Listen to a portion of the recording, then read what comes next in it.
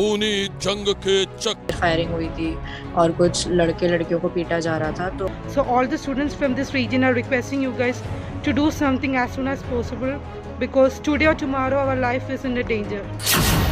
सबसे खतरनाक rescue operation की कहानी। यहाँ की ट्रेन की प्रेफरेंसेस ऐसी हैं कि वो पहले यूक्रेनियन और रशियंस को चढ़ाते हैं, उसके बाद वो इंडियन लड़कियों को चढ़ाते हैं। तो उस कारण सिर्फ लड़कियां ही चढ़ पाई, हमारे साथ के लड़के नहीं चढ़ पाए। एयरलिफ्ट 2022। पापा मैं फंस गया हूं, मेरे पास अब खाने के लिए कुछ भी नहीं है। मम्मी बाहर लगातार बमों की बारिश हो रही है, कभी भी कुछ भी हो सकता है। मम्मी प्लीज कुछ कीजिए, हमें बचा लीजिए, प्लीज हमें बचा लीजिए। यूक्रेन और रूस के बीच जारी जंग के बीच वो कुछ इसी तरह जान बचाने की गुहार लगा रहे हैं। खतरा लगातार बढ़ता जा रहा है और अब मौत के गुजरते पलों के साथ उनकी जो डरावनी कहानी सामने आई है उसने हर किसी को दहला दिया है।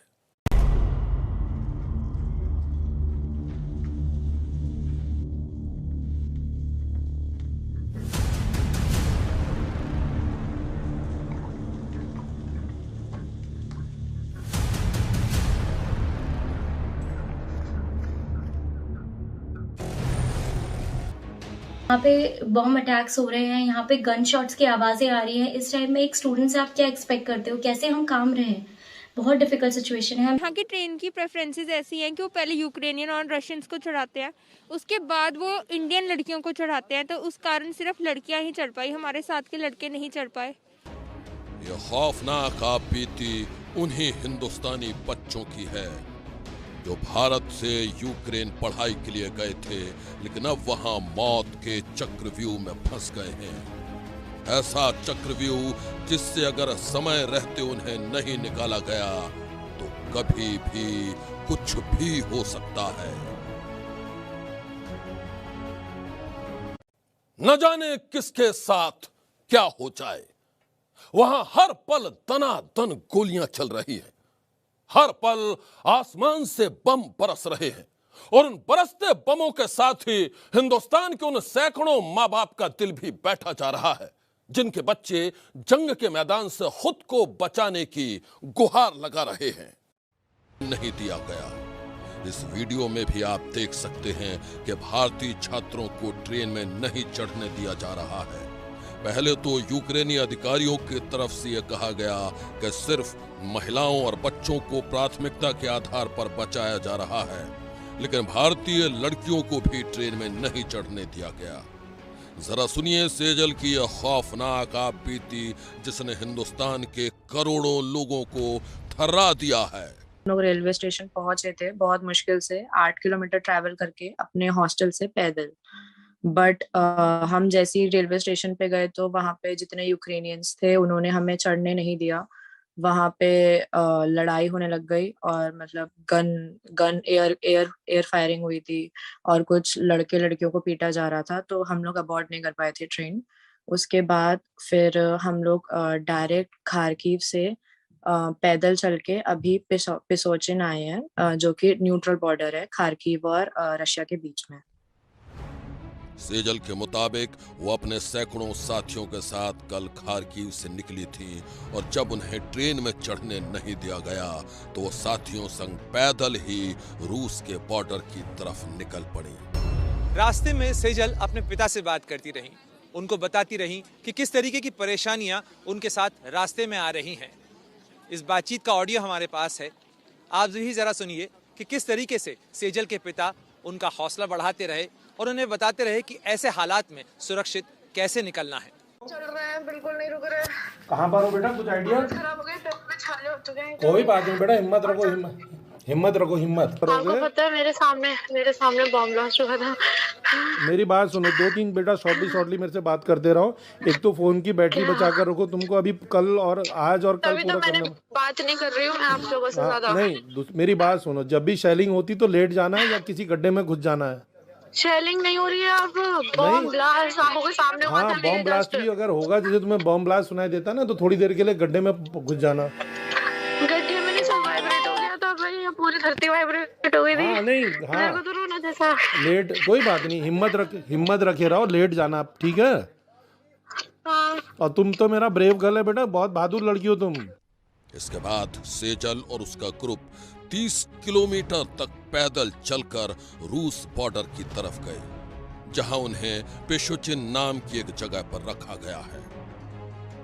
वो बच्चे जो अब भी यूक्रेन में फंसे हुए हैं, दिन रात मौत को अपनी नजरों से देख रहे हैं, मौत के साए तले जी रहे हैं। उनके मां बाप पर क्या गुजर रही होगी, इसका अंदाजा कोई भी लगा सकता है।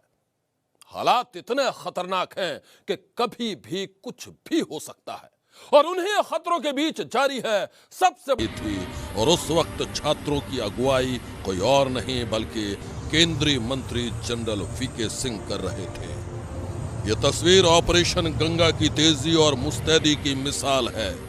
जनरल वीके सिंह पोलैंड में ऑपरेशन की कमान संभाल रहे हैं, और बुधवार की रात जब विमान में छात्र सवार हो रहे थे, तब जनरल का यह अंदाज दिखा। छात्रों के विमान में बैठने के बाद भी जनरल वीके सिंह आराम से नहीं बैठे। माइक संभाला और बच्चों का हौसला बढ़ाया, भारत माता की जय के नारे लगाए।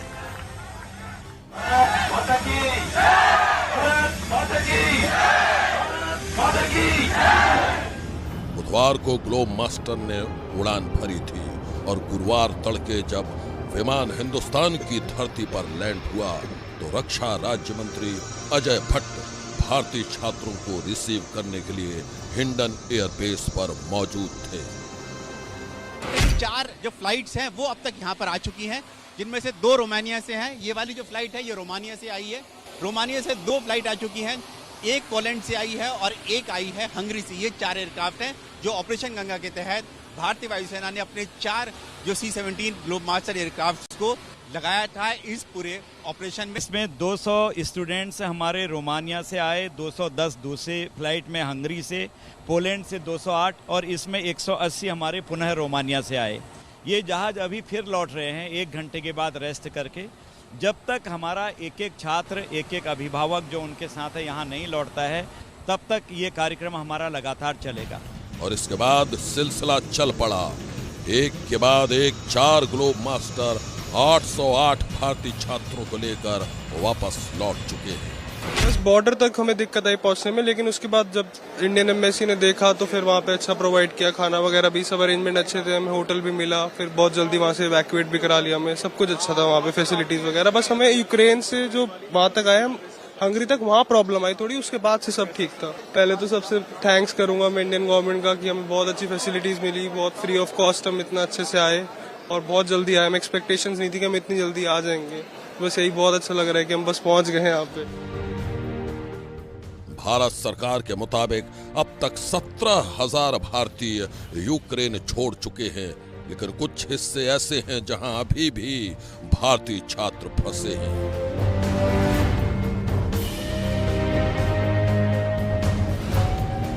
इस बीच यूक्रेन ने भी कहा है कि रूस खार्किव, सुमी में हमले को रोके, ताकि विदेशी छात्रों समेत आम नागरिकों को वहां से सुरक्षित निकाला जा सके। एबीपी न्यूज ने यूक्रेन के सुमी में फंसे भारतीय छात्र फैसल से बात की। फैसल से सुनिए कैसे बमबारी और फायरिंग के बीच भारतीय छात्रों के लिए हर पल मुश्किल भरा रहा है। यहाँ पे इंडियन जमुस्तांस्का स्ट्रीट 7 है सुमी में, यहाँ पे 2 हॉस्टल है जिसमें मेजोरिटी इंडियन है और कुछ फॉरेनर है। तो हम लोग ऐसा करते हैं मैम, कभी कभी हम शेयर करके खाते हैं, या हमारे जो एजेंट होते हैं कॉन्ट्रैक्टर, उन लोगों ने भी कभी कभी हमें फूड ला कर दिया है, तो उससे हेल्प हो जाता है। और हमारे जो सीनियर है वो हमें हेल्प करते हैं, कभी कोई चावल दे देता है, कभी कोई ब्रेड दे देता है, अंडा दे देता है, तो ऐसे मैम हो जाता है। पर कुछ ऐसे बच्चे हैं जिनके पास उतना भी नहीं पहुंच पाता है, क्योंकि मैम 900 बच्चे के पास इंडिविजुअली फूड पहुंचना एक बहुत कॉम्प्लेक्स टास्क है मैम। दिन पर दिन यहाँ भी सुमी में सिचुएशन बहुत खराब होता जा रहा है। हम बहुत ज्यादा फ्रस्ट्रेटेड हैं, डरे हुए हैं, हमारे पास कैश नहीं है मैम। हम इंडियन कार्ड लेके जाते हैं एटीएम मशीन में, वहाँ पे कैश अवेलेबल नहीं होता है। हम बहुत ज्यादा डर जाते हैं, फायरिंग सुन के डर जाते हैं जब देखते हैं लोकल सिटीजन यहाँ पे आर्म्स लेके घूमते हैं, AK-47 ऐसा करके, तो हम बहुत ज्यादा डर जाते हैं।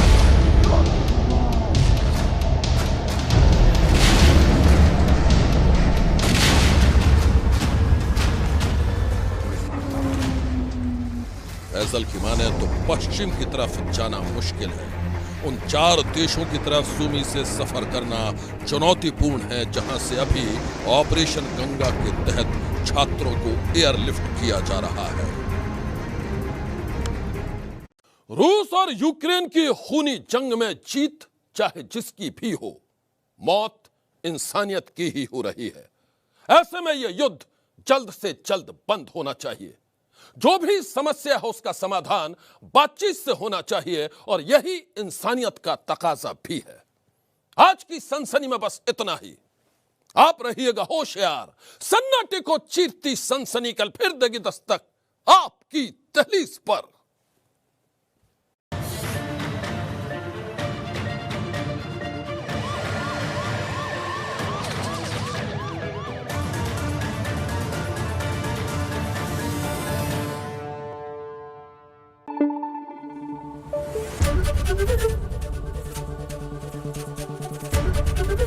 ABP न्यूज आपको रखे आगे।